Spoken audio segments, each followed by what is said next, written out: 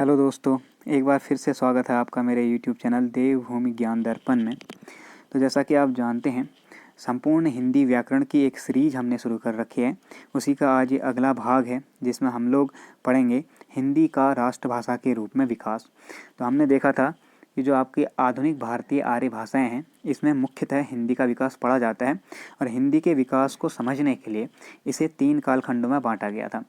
प्रारंभिक हिंदी या फिर आदिकालीन हिंदी, उसके बाद आपका मध्यकालीन हिंदी जिसमें हमने खड़ी बोली, अवधी, ब्रिजभाषा इनको पढ़ा, और इसके बाद आधुनिक हिंदी जिसमें हम मुख्यतः हमने देखा था कैसे खड़ी बोली आपका परिनिष्ठित होकर हिंदी के रूप में बदल गई थी। ठीक है, तो आज की वीडियो में हम लोग ये देखेंगे कि जो खड़ी बोली का विकसित रूप हिंदी कहलाया, उस हिंदी को राष्ट्रभाषा का दर्जा कैसे मिला, किन लोगों ने इस पर महत्वपूर्ण योगदान दिया और कैसे हिंदी जो है राष्ट्रभाषा के रूप में विकसित हो गई। तो चलिए स्टार्ट करते हैं। तो सबसे पहले हम देखेंगे हिंदी का राष्ट्रभाषा के रूप में विकास। आप ऐसे हेडिंग डाल लें और मैं आप लोगों को सजेस्ट करना चाहूँगा यार, आप लोग इनका प्रॉपर नोट्स बना लें। अब आप लोग जानते हैं कि जो पेपर है फॉरेस्ट गार्ड वालों का मेनली वो खिसक चुका है और पटवारी लेखपाल भी आपका 12 फरवरी को होने वाला है, तो अभी समय है। आप इस सब का अच्छे से नोट्स तैयार कर लें जिससे कि एग्ज़ाम टाइम पे आप लोग बहुत ही कम समय में इन्हें रिवाइज कर सकें। तो चलिए स्टार्ट करते हैं।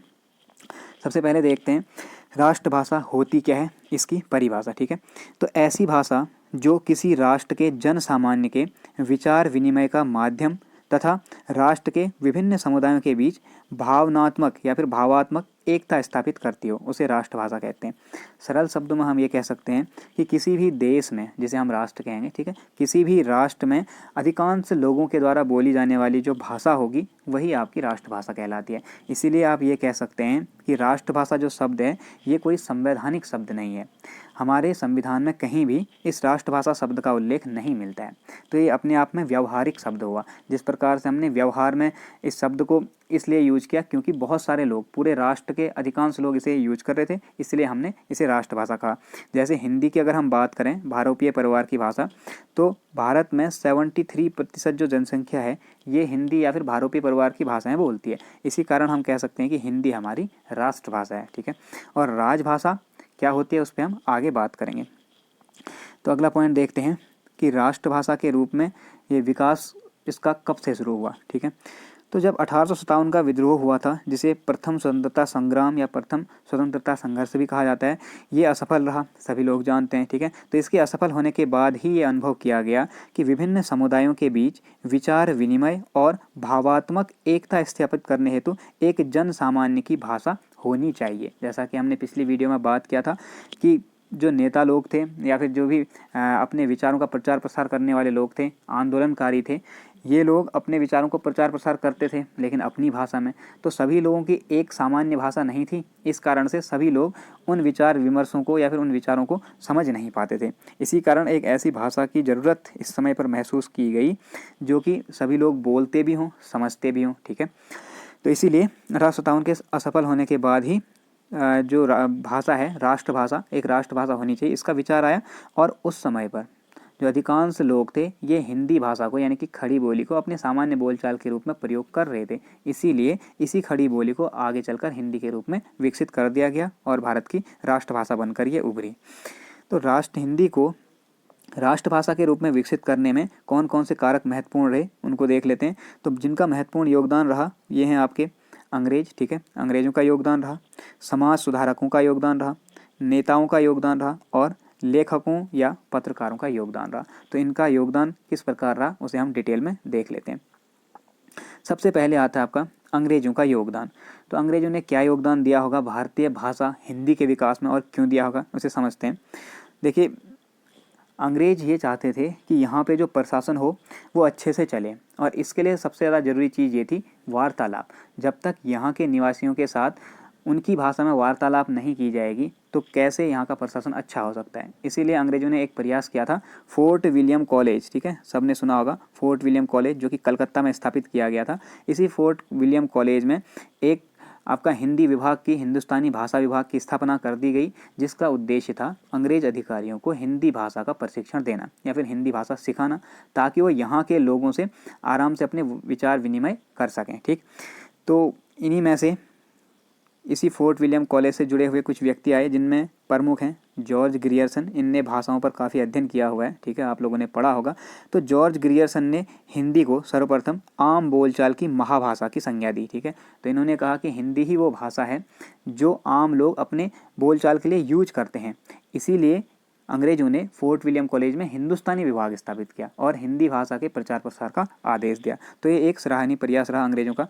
इसके अलावा H.T. कोलब्रुक, एक अन्य अंग्रेज आए, H.T. कोलब्रुक। इन्होंने एक ग्रंथ लिखा था एशियाटिक रिसर्च, जिसमें इन्होंने लिखा, साफ साफ बात कही थी कि जिस भाषा का व्यवहार भारत के प्रत्येक प्रांत के लोग करते हैं और जो पढ़े लिखे तथा अनपढ़ दोनों की साधारण बोलचाल की भाषा है, उसी भाषा का यथार्थ नाम हिंदी है। तो इन्होंने सीधे सीधे बात कह दी कि भैया भारत के प्रत्येक प्रांत के लोग, चाहे वो अमीर हों, गरीब हों, पढ़े लिखे हों या अनपढ़ हों, सभी एक भाषा जो यूज कर रहे हैं उसे हम हिंदी कह सकते हैं, वो हिंदी भाषा होगी। इसीलिए इनने इसके विकास में योगदान दिया। तो इन्होंने ये बताया कि अंग्रेजों को अगर यहाँ के लोगों से मेल मिलाप करके रहना है और सही तरीके से प्रशासन चलाना है तो उसी भाषा का विकास करना होगा जिसे सर्वाधिक लोग यूज कर रहे हैं, तो वो थी हिंदी। इसके अलावा जैसा कि मैंने बताया, फोर्ट विलियम कॉलेज में अंग्रेज अधिकारियों को हिंदी सिखाने हेतु एक हिंदुस्तानी भाषा विभाग, ठीक है, या हिंदुस्तानी विभाग की स्थापना की गई थी। और इसी हिंदुस्तानी भाषा विभाग के जो भाषा मुंशी थे वो थे आपके, जो हमने कल की वीडियो में डिस्कस किया था, ठीक है, लल्लू लाल और सदल मिश्र, ठीक है। इनकी रचनाएं कल हमने पढ़ी और खड़ी बोली में इनका, खड़ी बोली के विकास में क्या योगदान रहा, इसके बारे में बात की हुई थी, ठीक है। तो ये रहे आपके इम्पोर्टेंट। तो इस प्रकार अंग्रेजों ने हिंदी को प्रयोग में लाकर इसके विकास में महत्वपूर्ण योगदान दिया था, ठीक है। अब देख लेते हैं समाज सुधारकों का क्या योगदान रहा। तो समाज सुधारक कहने का अर्थ है कि जैसे अंग्रेजों के काल में 1813 में आपने पढ़ा होगा, जो 1813 का अधिनियम आया, चार्टर एक्ट। इस एक्ट के द्वारा क्या किया गया था, जितने भी आपके ईसाई प्रचारक हैं, धर्म प्रचारक, उन सभी के लिए जो व्यापार के द्वार थे खोल दिए गए थे, यानी कि अंग्रेजों का व्यापारिक एकाधिकार समाप्त करके सभी के लिए खोल दिया गया। तो इस समय पे तुम्हारा काफ़ी धर्म प्रचारक यहाँ पर आए और इन्होंने ईसाई धर्म का प्रचार प्रसार किया। इससे हमारा जो हिंदू धर्म था वो काफ़ी नीचे दबता चला गया। तो इसी कारण कुछ लोग आए समाज में जो चाहते थे कि हमारा जो हिंदू धर्म है या सनातन धर्म जो था, इसका पुनरुत्थान हो। तो इसके लिए बहुत सारे इनने आंदोलन किए, बहुत से नए नए संगठन स्थापित किए और उन्हीं संगठनों को या फिर इन्हीं सब इनके योगदानों को कहा जाता है समाज सुधार का प्रयास, ठीक है। तो समाज सुधारकों का क्या योगदान रहा देखें। इसके लिए विभिन्न जो संस्थाएं थी, पहला आता है ब्रह्म समाज, सभी ने पढ़ा होगा, ठीक है, बहुत ज़्यादा इंपॉर्टेंट है, मैं पहले ही बता चुका हूँ। पॉलिटी प्लस आधुनिक भारत दोनों में ही आपका ये बहुत महत्वपूर्ण टॉपिक है, ब्रह्म समाज, जिसकी स्थापना राजा राम मोहन राय ने 1828 ईस्वी में की थी। बाद में फिर इसमें बहुत सारे परिवर्तन हुए, केशव चंद्र सेन आते हैं, द्वारकानाथ टैगोर आते हैं, ठीक है, इनके बारे में आप लोग अच्छे से पढ़ लेना। तो राजा राम मोहन राय ने 1828 में ही एक पत्र प्रकाशित किया था, बंगदूत, जो कि इनने हिंदी के प्रचार प्रसार के लिए मुख्यतः प्रकाशित किया था। तो इसका योगदान भी हम पहले पढ़ चुके हैं, ठीक है। इसी प्रकार दूसरे थे केशव चंद्र सेन, इन्होंने 1875 में प्रकाशित की सुलभ समाचार नामक एक पत्रिका, और जिसके माध्यम से इन्होंने हिंदी भाषा के प्रचार प्रसार में योगदान दिया। अगला आता है दूसरा आर्य समाज। अगर इसकी स्थापना की बात करें तो आर्य समाज की स्थापना दयानंद सरस्वती ने 1875 ईस्वी में की थी। ये भी इम्पोर्टेंट है, जितने भी यहाँ संगठन लिखे हुए हैं सभी आधुनिक भारत और पॉलिटी की दृष्टि से इम्पोर्टेंट हैं, देख लेना आप लोग, ठीक है। दयानंद सरस्वती ने इसकी स्थापना की और दयानंद सरस्वती ने ही दयानंद सरस्वती एक गुजराती ब्राह्मण थे, लेकिन इन्होंने अपना सारा धार्मिक साहित्य और लौकिक साहित्य दोनों ही किस में लिखा, हिंदी भाषा में लिखा। तो हम कह सकते हैं कि आर्य समाज के जो संस्थापक थे, इन्होंने भी हिंदी भाषा के विकास में योगदान दिया था और ये मानते थे कि जो भारत की राष्ट्रभाषा हो ये आर्य भाषा होनी चाहिए। और आर्य भाषा कहने का इनका मतलब था कि वर्तमान में भारत में सर्वाधिक प्रयोग की जाने वाली भाषा, तो इसी के लिए इन्होंने भी हिंदी का ही चयन किया, ठीक है। तो इनका योगदान रहा। अगला देखते हैं थियोसॉफिकल सोसाइटी। इसकी स्थापना आपने देखा ही होगा, 1875 में ही इसकी स्थापना की गई थी, ठीक है। इसकी स्थापना एनी बेसेंट ने नहीं की है, इसकी स्थापना आप लोग देख लेना, ये जनरल अल्काट और मैडम ब्लावात्स्की ने की हुई है। तो इम्पोर्टेंट थी, एनी बेसेंट इनकी बाद में सदस्य बनी। तो इसकी जो संस्थापिका यहाँ पे लिखा हुआ है, थोड़ा सा ये मिस्टेक हो गया, ऐसे आप लोग देख लेना। तो एनी बेसेंट ने कहा था कि भारत के सभी स्कूलों में हिंदी की शिक्षा अनिवार्य होनी चाहिए।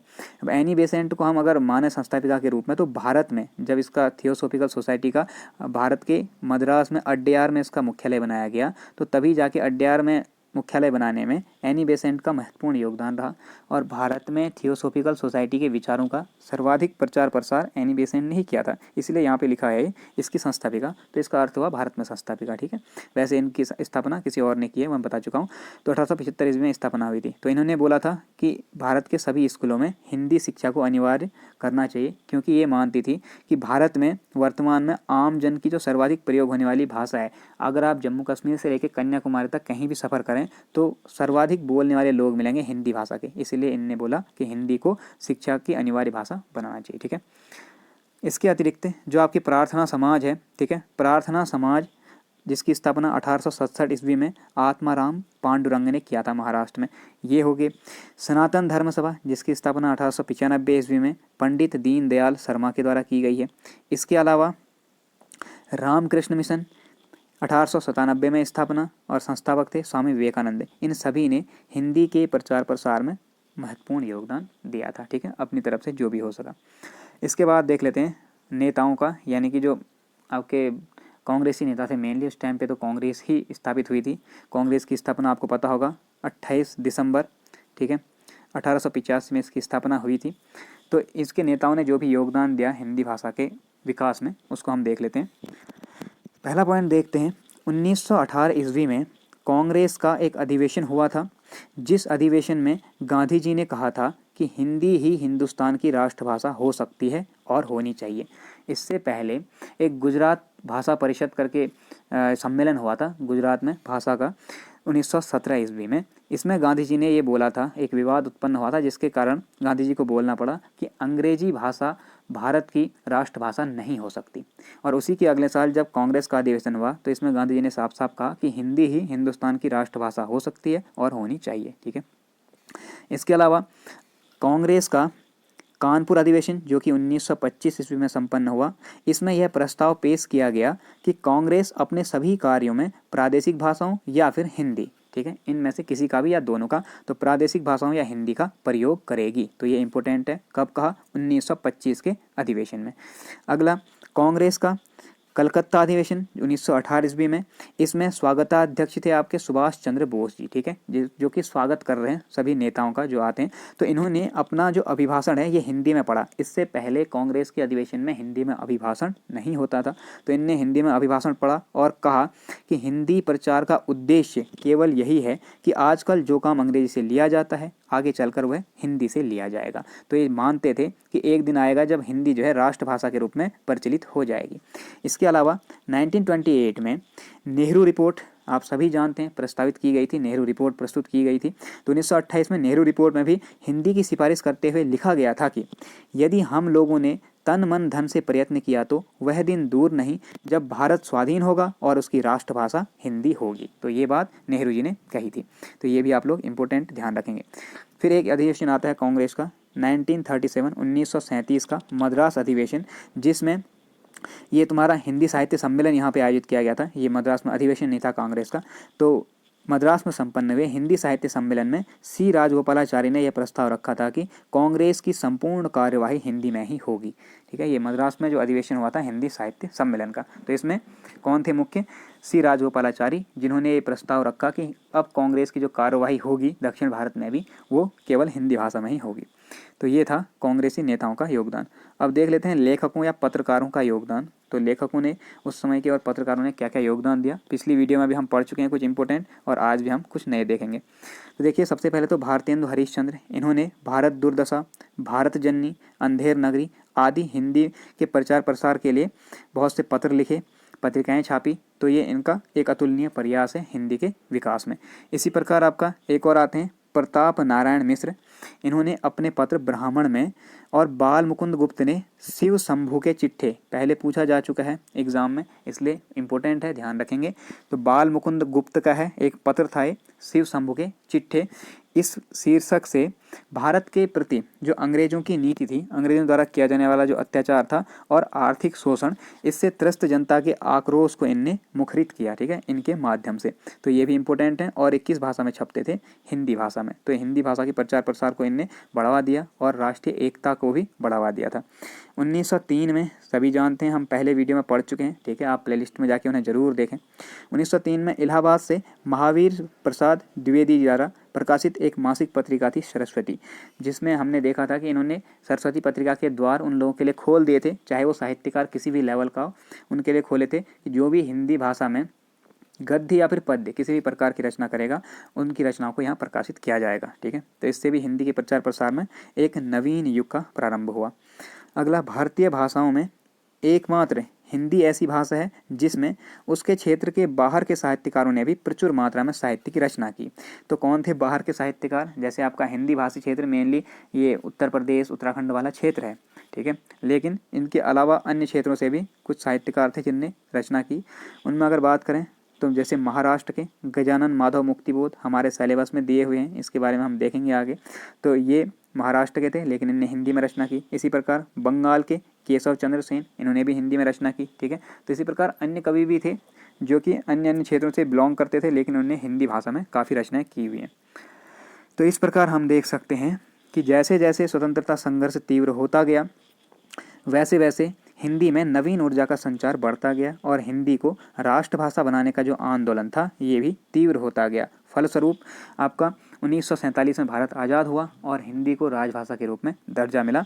और हिंदी में जो सर्वाधिक रचनाएं हुई हैं वो भी 1942 से लेकर 1945 के काल में सर्वाधिक हुई हैं, ठीक है, क्योंकि इस टाइम पे हमारा राष्ट्रीय आंदोलन सक्रिय हो चुका था, भारत छोड़ो आंदोलन, जिसके फलस्वरूप हमें आज़ादी मिली। तो इन आंदोलनों के चलने के कारण इस समय पर आपकी जो राष्ट्रभक्ति से ओतप्रोत कविताएँ, गद्य, पद्य सब कुछ बहुत ज़्यादा मात्रा में लिखा गया, ठीक है। तो हिंदी का सर्वाधिक विकास इसी काल में हुआ। अब बात कर लेते हैं अंतिम टॉपिक, बहुत ही ज़्यादा इंपॉर्टेंट, यहाँ से क्वेश्चन बनता ही है, इसलिए इसे आप लोग बहुत ही अच्छे से नोट कर लें, अच्छे से तैयार कर लें, ठीक है। राष्ट्रभाषा विकास की प्रमुख साहित्यिक संस्थाएं, तो कौन कौन सी वो संस्थाएं थी जिन्होंने राष्ट्रभाषा के प्रचार प्रसार में महत्वपूर्ण योगदान दिया? पहला आता है नागरी प्रचारिणी सभा, मोस्ट इंपॉर्टेंट, आपने हमेशा सुना होगा, कई बार एग्जाम में पूछी जा चुकी है, आगे भी पूछे जाने की संभावना है। नागरी प्रचारिणी सभा, कितने शब्द? 3 शब्द, ठीक है। तो 3 शब्द यहाँ पे इम्पोर्टेंट हो जाता है। क्यों इम्पोर्टेंट है मैं आगे बताता हूँ। अगर इसकी स्थापना की बात करें तो देखिए 10 मार्च 1893 में, ठीक है, कहाँ पे स्थापना हुई थी? वाराणसी में। और इनके संस्थापकों की बात करें तो ये हैं राम नारायण मिश्र, श्याम सुंदर दास और शिव कुमार सिंह, ठीक है। अब हम देखते हैं कि कैसे 3 शब्द इनके लिए महत्वपूर्ण है। तो मैंने कहा तो ये एक तरीका है याद रखने का, इसे अच्छे से याद रखने का। नागरी प्रचारिणी सभा, इसमें 3 शब्द हैं, तो 3 से मार्च 3 महीना है 93, 3 से 93, ठीक है। नागरी प्रचारिणी सभा 3, 93 और संस्थापक भी 3, कौन? राम, श्याम और शिव, राम श्याम शिव, ऐसे याद रखेंगे। 3 संस्थापक, 3 शब्दों वाला, 3 93 और मार्च 3 इसमें स्थापना, तो आपको बड़ी आसानी से याद हो जाएगा। तो नागरी प्रचारिणी सभा बहुत इंपॉर्टेंट है, इसलिए इसे याद रखें, राम श्याम शिव ने स्थापना की थी। आगे बात करते हैं दूसरा, हिंदी साहित्य सम्मेलन, ये भी इंपॉर्टेंट संस्था थी। इसकी स्थापना 1910 में हुई है, पूछा जा चुका क्वेश्चन है पहले, ध्यान रखेंगे। हिंदी साहित्य सम्मेलन की स्थापना 1910 में कहाँ हुई थी? प्रयागराज, इलाहाबाद में। और इनके जो प्रथम सभापति बनाए गए थे ये थे मदन मोहन मालवीय, ठीक है। आगे चलते हैं, दक्षिण भारत हिंदी प्रचार सभा, तो जिस प्रकार उत्तर भारत में मदन मोहन मालवीय वाली सभा बनी, इसी प्रकार दक्षिण भारत में भी हिंदी प्रचार सभा का गठन हुआ, जिसका आरंभिक नाम हिंदी साहित्य सम्मेलन ही रखा गया था, लेकिन बाद में इसका नाम दक्षिण भारत में स्थापित होने के कारण दक्षिण भारत हिंदी प्रचार सभा हो गया। इसकी स्थापना की बात करते हैं 1927, ठीक है। उत्तर भारत की हिंदी प्रचार सभा कब बनी आपकी? 1910 में, याद रखेंगे। ये 1927 में बनी और कहाँ स्थापना हुई थी? मद्रास, चेन्नई में, ठीक है। अगला देखते हैं राष्ट्रभाषा प्रचार समिति, तो राष्ट्रभाषा भले कोई भी थी उस टाइम पे, इनने सोचा फिर हिंदी को बनाया जाए, तो उस समय ये क्लियर नहीं था, लेकिन इन्होंने ये बात की कि भैया जो राष्ट्रभाषा जो भी होगी उसके प्रचार के लिए हम एक समिति बनाते हैं ताकि उसको बढ़ावा मिल सके। तो राष्ट्रभाषा प्रचार समिति का गठन किया गया 1936 ईस्वी में। कहाँ? वर्धा, अहमदाबाद में। पूछा जा चुका क्वेश्चन है, इंपॉर्टेंट है। तो वर्धा में हुई थी राष्ट्रभाषा प्रचार समिति की स्थापना 1936 में, ध्यान रखेंगे। अगला आता है राष्ट्रभाषा परिषद। तो राष्ट्रभाषा परिषद की स्थापना हुई है 1945 में पुणे में। परिषद 45 पुणे, कैसे याद रखेंगे? परिषद पौ से शुरू हो रहा है, परिषद 45 पौ से शुरू हो रहा है, और कहाँ? पुणे, पौ से शुरू हो रहा है। तो परिषद 45 पुणे, ऐसे करके आप लोग याद रखेंगे। इसको 2-3 बार आप रिवाइज करेंगे, 45 पुणे, परिषद 45 पुणे, तो आपको आराम से याद हो जाएगा, ठीक है। अगला है केंद्रीय हिंदी संस्थान, इंपॉर्टेंट है। केंद्रीय हिंदी संस्थान की स्थापना 1961 ईस्वी में आगरा में की गई थी। लास्ट है आपका नागरी लिपि परिषद। तो नागरी लिपि परिषद की स्थापना है 1975 में, और कहाँ की गई? नई दिल्ली में। तो इसने भी बहुत ज़्यादा इंपॉर्टेंट रोल निभाया हिंदी भाषा के प्रचार प्रसार में। तो ये था हिंदी का राष्ट्रभाषा के रूप में विकास, किसने यहाँ पर योगदान दिया, कौन कौन सी इंपॉर्टेंट संस्थाएं थी, ठीक है, और किस प्रकार हिंदी जो है खड़ी बोली से परिनिष्ठित होकर एक उच्च कोटि की साहित्यिक भाषा और जन सामान्य की भाषा बनी और इसे राष्ट्रभाषा का दर्जा मिला। तो इसमें हमने कवर किया। तो आज की वीडियो में इतना ही। अब नेक्स्ट वीडियो आपकी जो आएगी इसमें हम देखेंगे एक संविधान में हिंदी को कैसे स्थान मिला, यानी कि राजभाषा के रूप में हिंदी की स्थापना। तो आपको वीडियो कैसी लगी ये कमेंट करके ज़रूर बताएं। अगर आपको हेल्पफुल लग रही है तो ज़्यादा से ज़्यादा वीडियो को शेयर कीजिए, चैनल को सब्सक्राइब कीजिए, लाइक कीजिए, और अपने जो भी फीडबैक हैं, कोई कमी हो रही है या फिर आपको किसी और चीज़ पर वीडियो चाहिए तो आप लोग कमेंट कर सकते हैं, जिससे कि हम उस पर प्रयास कर सकें, ठीक है। तो आज की वीडियो में इतना ही, मिलते हैं नेक्स्ट वीडियो में। Thank you.